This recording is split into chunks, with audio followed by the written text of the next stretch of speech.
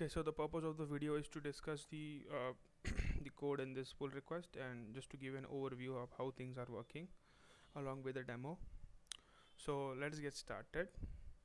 This is about conversion of HTTP to WebSockets for all the plugin operations.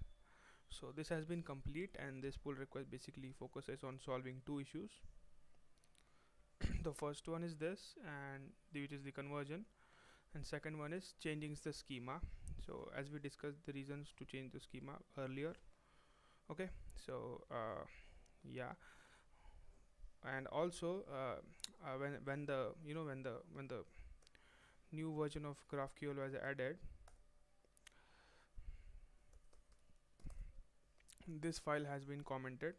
So the code that I've done in this pull request was actually not enabled. So I've also managed to get that working in this main index.ts file by adding the load plugins as well. Okay, so let us start with taking an example of this load plugin feature.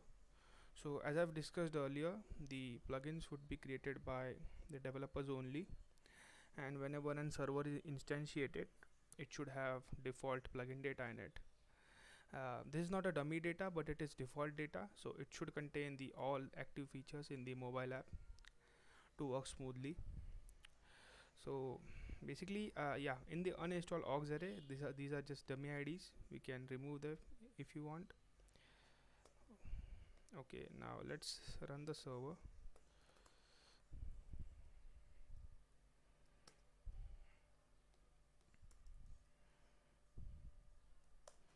So npm run dev. Okay, I'll first off tell you what it is doing. So let the server run first. Okay, you can see plugin data is already present in the database name. So that this Talawa 17 June is the name of the database. Okay, so let us discuss what it is actually doing. So load plugins, basically what it does is it checks if the plugins are already present on the database or not. If they are not present, it just pushes it out. Okay, so we just taking the plugins which are already available. If they are not present, that means the array is empty, we are checking it with the lodash library. Then we'll just then it means that there's no previous data, and then we'll update with our new data, and this will happen only once for the server. And if the data is present, then it will just say that the plugin data is already present at the database name. Okay, and database title comes from these mongoose variable. Okay, so that was about the load plugins. Now for a change, okay, so let me first show you that the plugins were actually present in this Talawa 17 June database. So if I go to here, okay, I have all the plugins, right, which means the data is already present, so it does not pushes new data again and again. Now let's see what happens if it gets the new database name, if the database is changed. So in this environment variable, first of all, we'll stop the server, and in this environment variable, let's change this database name to Talawa API, and today's date is 16 July. So 16 July.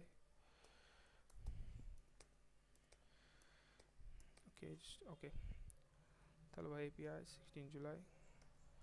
So after updating the name, as the database would be empty with the new database name, it would push the default data onto the server.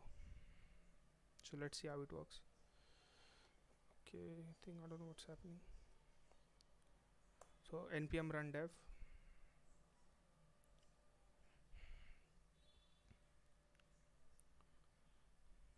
Okay, I think it is generating the types again because the environment variable is changed.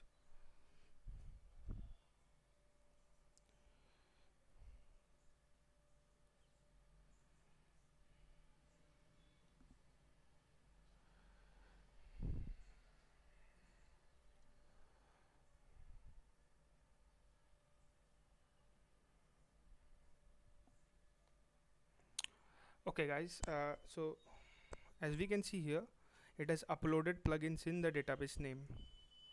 which was the first condition here, right? So with that, now it should be present here. So let's just refresh this.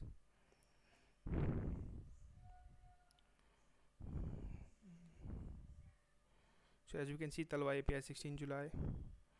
Going into plugins, it should contain the default data, and as you can see, it is already present with the default data.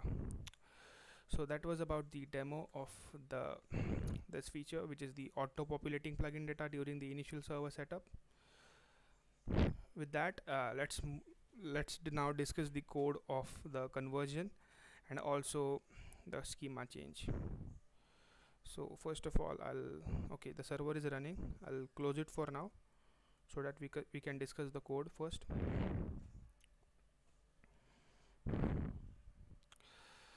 So basically, I've started with changing the document. So I've removed this install docs array and the plugin install status variable,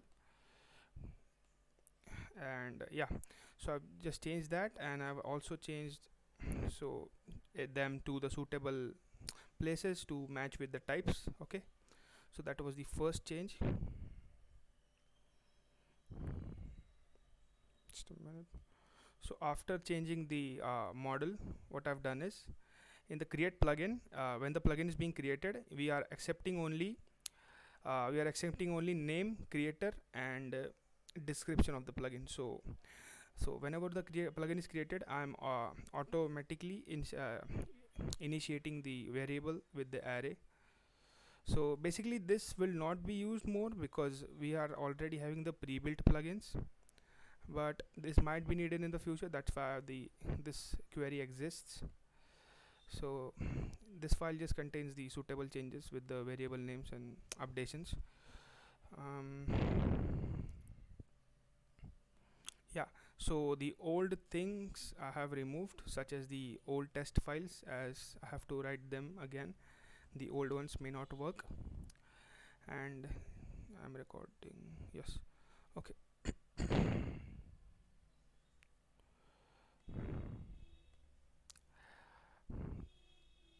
So that's for the create plugin. Now let's check for the update plugin status. So about this, the update plugin status, what it does is it basically checks. So it basically toggles the state of install state of plugin. So it basically takes two arguments. First one is args.id, which is the ID of the plugin, object ID of plugin. Second is args.org ID, which is the organization ID. These both are MongoDB object IDs. So basically what it does is it checks if the current org is present in the uninstalled orgs array of that plugin. If it is present, then it basically removes it from the array. If it is not present, it will push it into the array. Okay, so the code basically is doing that, and then after updating its values, we are just updating it on the database and returning the value again. And after all of that is done, we are calling the subscription, which is context.pubsub.publish Talawa plugin updated. We will discuss about this in a bit. So yes, this was about the update plugin status. Now let's discuss about these type definitions. So these are just updated with the updated schema. As we can see, old variables are removed and new ones are added. So these are pretty self-explanatory. Generated GraphQL types is auto-generated, and the tests have been removed for now. Okay, now let's discuss about the subscription. Subscription I have created for plugins only. I have created a subscription, which basically a subscription in GraphQL is a socket connection.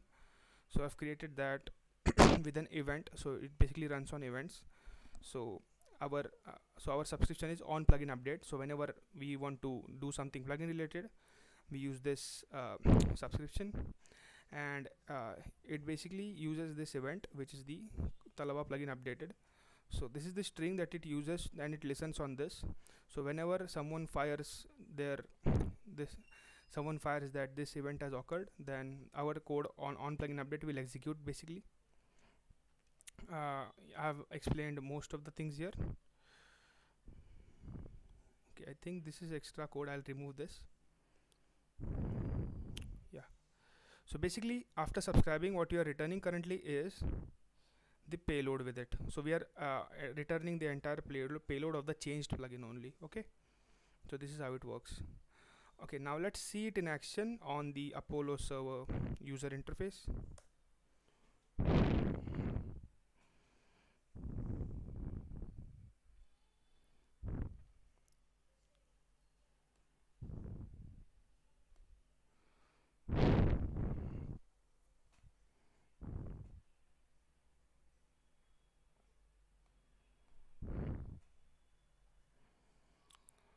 Okay, so now it did not push the plugin data as it is already present, so the server should be working fine. Let's check. Let's check on a new tab.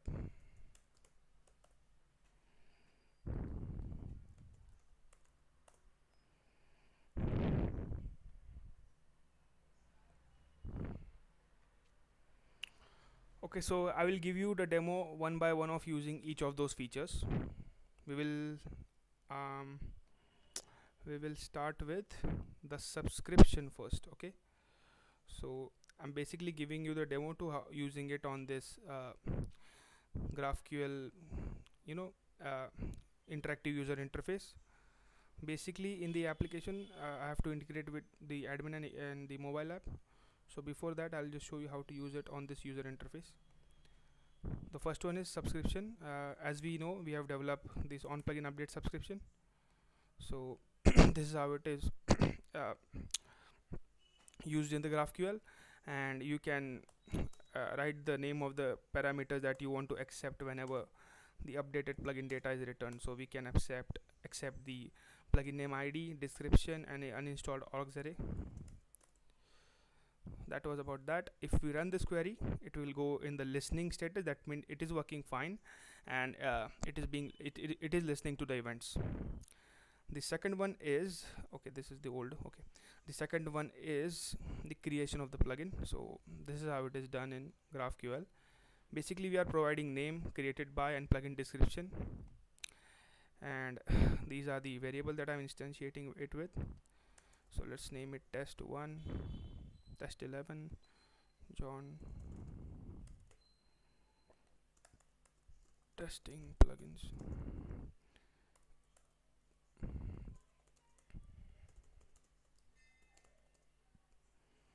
Okay, now executing this will generate us the document and return us the ID of it.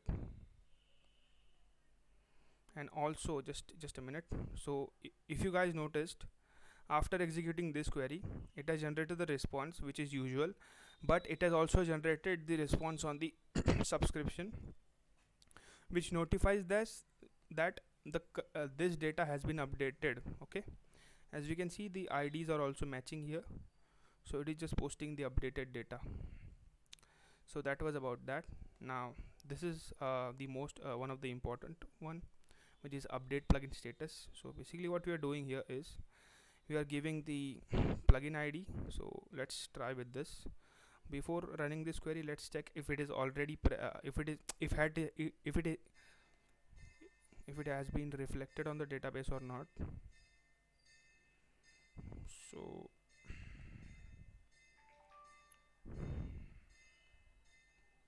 as we can see here, plugins with the name test11 has appeared.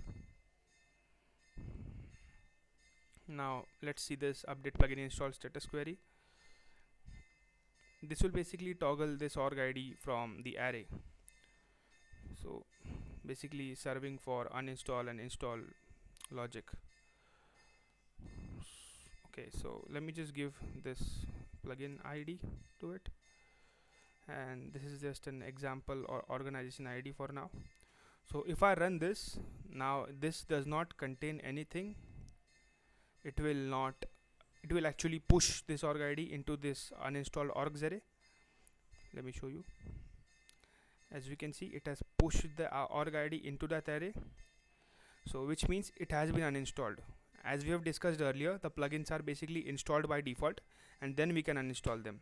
So now it has been appeared in the uninstalled orgs array. That means the current status of this is uninstalled for this organization ID. and as you can see here, it has also been received the updated data from our listener, and we get all of the queried fields from this subscription, as you can see. Now if I run this query again, it should remove this ID from the array. So if I run it again, the ID is removed. Okay, so which means it is installed again and it has been removed. We can also check that it has been reflected on the server. So to do that, let's run this again. So this means this has appeared in the uninstalled orgs. Let's change it a bit and run it again. So new ID is also generated, appeared in the uninstalled array. Let's do one more. So as you can see, 3 IDs are appeared here. Refreshing here, should be present in the last.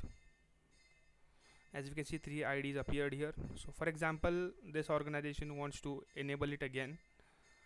So what it basically can do is it can fire the query again and it will do it. So as you can see, it is removed here.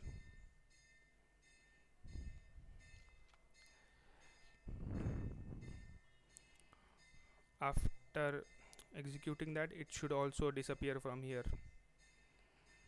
So yes, these are the basic queries that I've done.